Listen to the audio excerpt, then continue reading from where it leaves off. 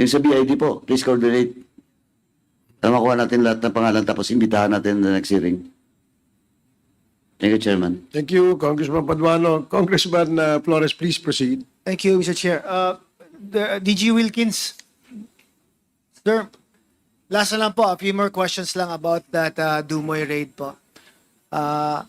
Di ba all 6 Chinese nationals were killed in the Dumoy laboratory? Come again, Mr. Chair. Yung 6 na Chinese nationals were killed in the Dumoy laboratory. Tama Yes, ba? Mr. Chair. I saw that picture na parang they were found in different areas of the laboratory. Correct? Come again, Mr. They Chair. were found in the different areas of the laboratory, meaning hindi sila isang room lang. Hiwa-hiwala yun. Yeah. Sa ilalim yon, sa first floor yon, Mr. Chair. Hiwa-hiwalay, di ba? Hiwa-hiwala yun, Mr. Chair. And their death was a result of nanlaban. Yes, Mr. Chair. How many firearms were recovered from that area? 3 o 4, Mr. Chair. I cannot remember. How can that be, DG, if 3 or 4 lang yung firearms tapos 6 yung pinatay na nanlaban? Paano yan? Mr. Chair, yung pinaka-dulo, kasi nagkabarilan na. Yes, sir. Pinakamahirap, Mr. Chair, yung magkabarilan sa loob ng clandestine laboratory dahil may hydrodegenator yun. Okay. Sasabog yun, Mr. Chair. Alright. So, after that, kinlear yung area. Yung isang AIDSOT, Mr. Chair, pumunta sa pinakadulo ng laboratory. HSOT is what? I'm sorry. AIDSOT is Anti-Illegal Drug Special Operations Task Force under Colonel Asierto. Okay. So, wala siyang body. Pumunta sa pinakadulo, Mr. Chair, kasi naandun yung pinaka parang lababo or something, drainage. Mr. Chair, may bigla sumulpot na isang inchik doon. Talagang sinakal yung AIDSOT. That was the 6th Chinese national that was killed. Talagang yung AIDSOT na naandun, Mr. Chair, is walang baril yun, Mr. Chair. Unarmed but was fighting. Pero yeah. talagang, Mr. Chair, kasi yung mga tao na 6 doon, ay talagang grabe sa droga. Yung talagang, yung water pipe nila, Mr. Chair, usually water pipe, maliit lang. Yung water pipe nila, Mr. Chair, nasa nasa mineral water. Ganon sila kabigat sa droga during that time. So I just wanted that clarified because I remember na iyan nga, ilan lang yung firearms na recover and that there were more persons who died compared to the firearms that were recovered in that area. So that's why I asked about it. Yes, Mr. Chair. So again, Pidea, can we act on my request kanina na compare natin yung fingerprints based on the case file of that Alan Lim in Cavite? Yes, Mr. Chair. And can we do it as soon as possible para at least Yes, sir, we will masundukan natin submit it. tong identity ng person na to? Ha? Yes, Mr. Chair. Okay, thank you, Mr. Chair. Thank you, Very Congressman quick, Mr. Flores. Chair. Yes, Congresswoman Luistro. Mr. Kidato, sabi niyo po kanina magkasama kayo ni DG Wilkins Villanueva sa airport. Ano pong petsa at oras ito? Paglapag po namin, nandun na po sila. So What time around is that? it's between 9:30 and 10 o'clock. Your Honor. Would you know why nandun si DG Villanueva? Nandun po nagsama-sama po dumating kasi ma'am yung mga top brass. Kasi sinasabi po niya, ako naman po nagre-represent ako ng Bureau of Immigration, si Congressman Alipio Fernandez. So nandun din po kami. And afterwards, sabay-sabay po kami pumunta doon po sa Dumoy, doon po sa laboratory na kung saan nangyari noong previous night yung sinasabing parang enkwentro. Would you confirm kung ang dahilan kung bakit dumating itong top officials is because of the Dumoy Yes, ma'am. operation? Yes, That is ma'am. the reason. So I suppose as well, Mr. Kedato, that during that time, nagkaroon din po kayo ng briefing coming from DG Villanueva, being the one in charge of the operation. Tapos dumating po yung mga key officials. Tama po ba? Hindi po. Nauna po kasi sila General Aglipay at iba po pong top brass. Nahuli po ako. So ang naabutan ko lang po yun, yung middle ng parang usapan kung ano nangyari nung previous night. In other words, Mr. Kedato, aside from DG Villanueva, sino pa po ang present among the key officials when you arrive at the airport? Ang naalala ko po doon, si Colonel Asherto, Wilkins, si previous na Chief of Staff, AFP, Carlos, at si, mas naalala ko si Ma'am yung yung aking unit na PNP si General Aglipay po. Kasi siya nag-imbita po sa amin. And of course, you are aware that the reason why you were sent to Davao is because of the Dumoy operation. Tama po ba? Yes, Your Honor. Did you bother to ask for update, briefing from the PIDEA? It was happening at the time when I arrived, ma'am. They were And- doing the briefings. Was it mentioned during the briefing that there were 11 Chinese nationals who were turned over to the Bureau of Immigration? Wala po, ma'am. Wala po noon. Don't you ang, find ang sabi lang po sa amin doon, ma'am, there will be another operations.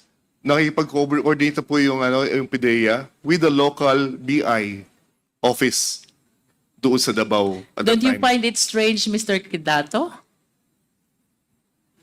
Na ano po, The ma'am? reason why the Bureau of Immigration, you were sent to Davao, is because there were foreign nationals who were apprehended and allegedly were turned over to the Bureau of Immigration of Davao City.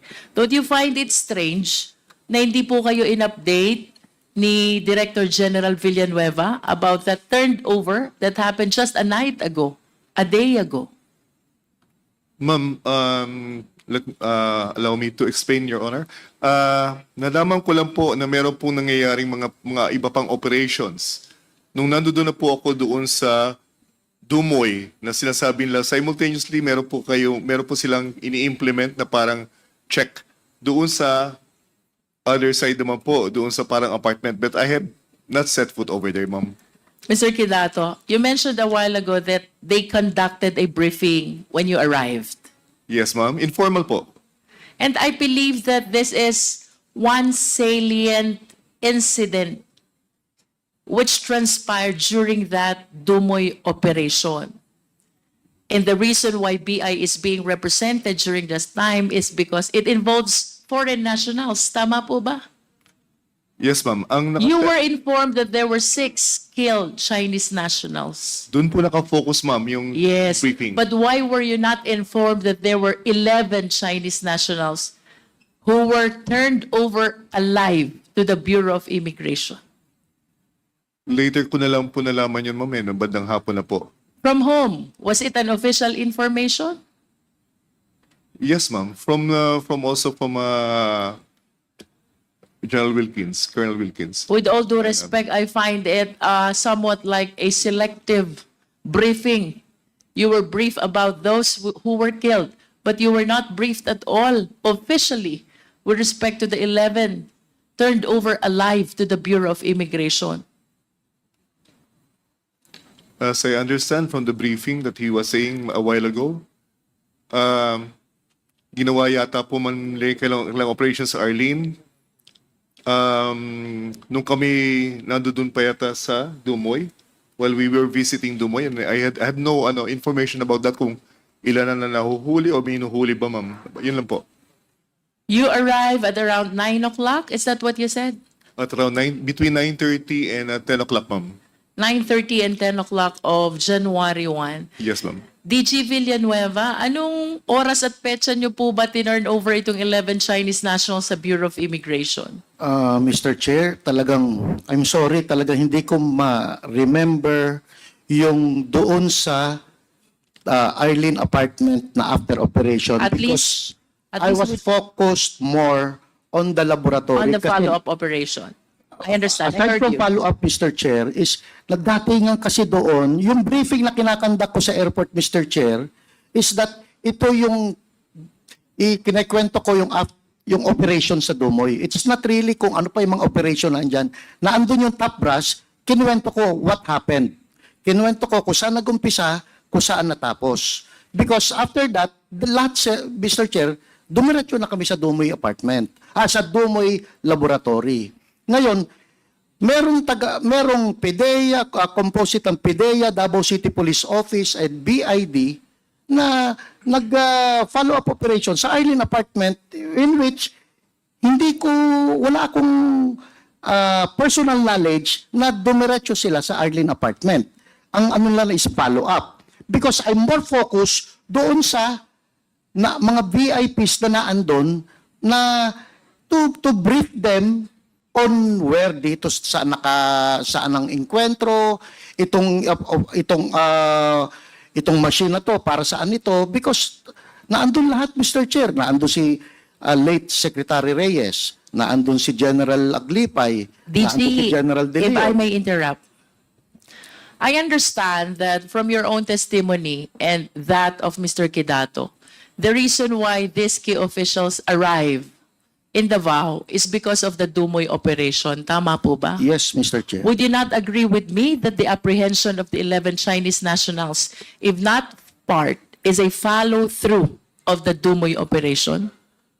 Yes or no? That is post-operation investigation. In other words, it's a follow-through of the Dumoy operation.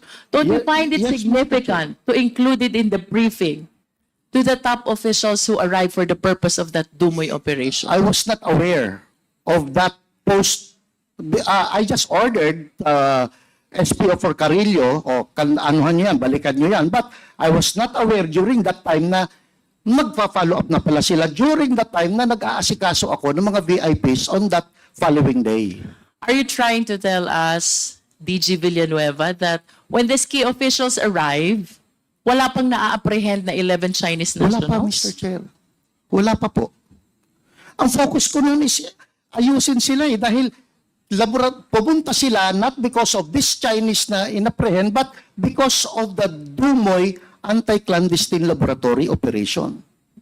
I just want to share that based on the testimony of Colonel Las Cañas, these 11 Chinese nationals were brought to him by a police officer on the night of December 31. And that is the night before the supposed arrival and briefing that you are referring to.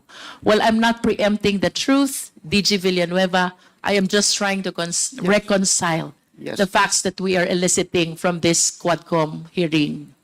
Nevertheless, Mr. Chair, I just want to add to the request of the Honorable Kit Flores. I recall that during the previous hearings, Rose Nono Lin shared with us the Chinese passport of Alan Lim. So I wish to believe that in his previous so many travels, when going through the Bureau of Immigration, he's presenting and using these Chinese passports. And I believe that most of the passports, if not all, bear the thumbprint or thumb mark of the bearer of the passport. Since we have opted to go for forensic evidence as raised and recommended by the Honorable Flores, I respectfully move, Mr. Chair, that we solicit the help of the NBI to make the necessary examination of the thumb mark appearing in the police report during the Cavite operation of Alan Lim, vis-a-vis the thumb mark that is appearing in the Chinese passport, which I believe is in the records of the Bureau of Immigration already. So move, Mr. Chair. There is a motion to direct the NBI to examine the thumbprints of Mr. Alan Lim in order to determine whether Alan Lim and Mr. Lin Wei Xiong is one and the same person. Is that correct? So, any second? A second, Mr. Chair. Duly seconded. Any objections? Hearing none, the motion is carried. Comsec, please coordinate with the NBI. Mr. Chair, Congressman Flores. I'd just like to make some follow-up questions lang. Is Colonel Asherto with us po, Mr. Chair? Yes, Comsec, we have invited Colonel Asherto. Is he online? Mr. Chair, yes.